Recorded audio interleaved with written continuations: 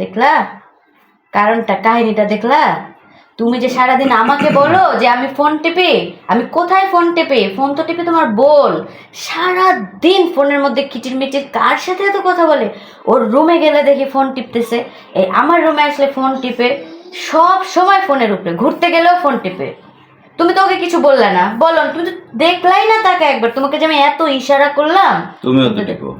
আমি তো টিপি, আমি তো একটু টিপি, আমি কি বেশি টিপি? কিন্তু ও তো একদম সারাদিন টিপি। তুমি কিছু বলবা না? বড় ভাই হয়ে যে এত ফোন কিসের জন্য টিপবে? তুমি বলবা না? আমার বোন অত ফোন টিপে না। তোমার বোন ফোন টিপে না? না, তোমার বোন ফোন টিপে না? না, আমি দেখি সারাদিন ফোন টিপে, ফোনে কার সাথে কথা বলে কি আমি তো জানি না। কিন্তু এটা কি, এ তো অসুস্থ হয়ে যাবে, তোমার তো এটা সিরিয়াস হইতে হবে। ভাবি। ও রত্না, হ্যাঁ, কি করছো? এই তো এমনি কথা বলতেছিলাম। এই, হ্যাঁ, বড় ভাই বিকালে কিন্তু বাইরে যাবো, আচ্ছা? আমার একটু কাজ আছে। এই ফোন হ্যাঁ, বলো। টিপতেছো তুমি? আর না, তেমন না।